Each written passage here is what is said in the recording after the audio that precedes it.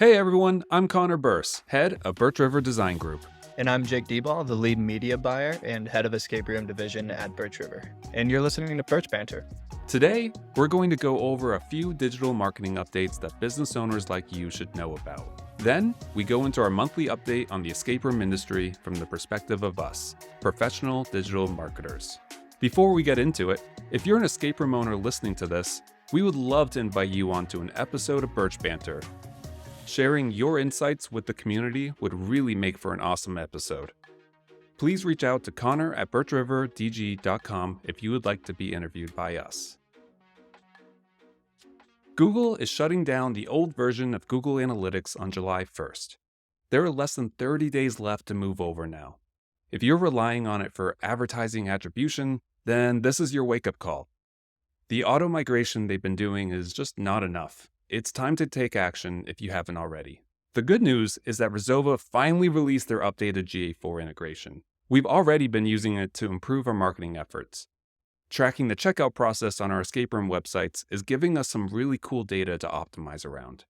We published a video that you can find on our YouTube channel that walks you through setting up GA4 in Resova. Bookio has a slightly less complete integration, but it's working well nonetheless. We just launched our Escape Room Growth Portal in May, which is a custom-built piece of software designed specifically to meet the needs of our escape room owners. If you are one of our clients, you will find all the digital properties that we work on for you, in addition to heat maps on your website, a social calendar, and guides to other important digital marketing properties on the web. You can learn more at escaperoomgrowth.com. Google started testing generative AI in their search results in May. We've had a lot of questions about how this is going to affect search advertising in local businesses like escape rooms. The answer right now is that it just doesn't. Google's primary business model is ads, so they're going to be thinking of you first and foremost as they roll out this feature. Also, it seems like it's at least a year out from reaching any kind of mass adoption, and that might be optimistic. I got to use it, and frankly, it's a bit slow and not that reliable at the moment. As the technology matures, we'll be sure to adapt like usual, but I wouldn't be too concerned about this right now. All right, let's get into our escape room industry update. I'm going to ask Jake a bunch of questions about our media buying for escape rooms. But first, Birch Banter is brought to you by us, Birch River Design Group. We are experts in escape room marketing, and we focus on money in, money out. Generating trackable, large returns for escape rooms is our thing. Sound too good to be true? No worries, because we financially guarantee our results. If you don't earn at least $5 for every $1 you put into your ad campaign by the end of the second month, we refund our fee and all the ad money you spent. Reach out today. All right, Jake, let's take a look at May 2023 for the escape room industry. First off, was escape room demand up or down in May compared to April? We saw a slight dip in demand in May compared to April, which we could tell by slightly less impressions on all of our campaigns and slightly less clicks on all of our campaigns. What was the cost per booking in May on Google Ads? Despite demand being down, our cost per booking was actually cheaper than it was in April. I believe in April we were at around $19 on average per booking, and in May we were only at about $17 per booking. Did we spend all of our budgets in May? Yes, we were able to spend all of our budgets, even with demand being a little bit down. Really what that did was just make the clicks slightly more expensive. So we did still spend all of our budgets, but even with the more expensive clicks, we still saw higher conversion rates, which led us to a lower cost per booking.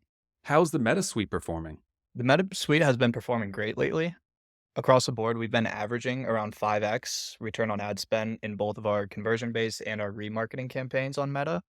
The results fluctuate a little bit. The biggest factor that goes into that is the creative that we have to serve in the ads that we're using. The best performing creative that we have for the Meta Suite for all of our escape room clients is high quality videos of people actually inside the escape rooms and showing their faces. We have ran videos in the past that just have clips of what the insides of the escape room look like with some text over, but those do not perform nearly as well as the videos that we have of people actually making their way through the room. So if you're an escape room owner and you're listening to this and you're wondering what kind of creative might work the best on the Meta Suite, we highly recommend getting some high quality video of people actually inside of your rooms completing the challenges.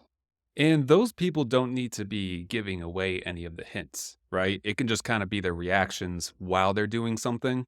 Yeah, absolutely. I think the thing that people relate to most when they see these video ads is just picturing themselves in the escape room. From what you mentioned, no, there's absolutely no need to give away any of the secret sauce or what the individual challenges might be.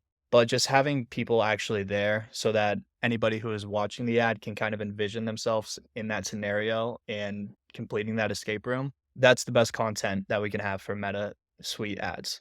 Yeah, that makes sense because when someone is on Instagram or Facebook, they're looking at other people mostly. So when ad shows up and they can see people actually doing it, they connect with them. It fits really well on that platform. It just converts better, right? Absolutely. Is there any kind of video footage that we shouldn't include? Yeah, so video footage that we shouldn't include that typically performs not well whatsoever on the Meta Suite is any kind of stock videography. We have seen in the past escape rooms running ads of videos that they made for their escape room that basically clip together a bunch of stock videography. Those just do not perform well. The Even if it videos, is people, right? Even if it is stock people doing things, it's better yes, if even it's if it from is. your room, right? Exactly. It needs to be authentic and genuinely created by the owners of the escape room. I know a big challenge with Meta is just getting it approved sometimes, even though escape rooms are probably, one of the most family friendly things you can do.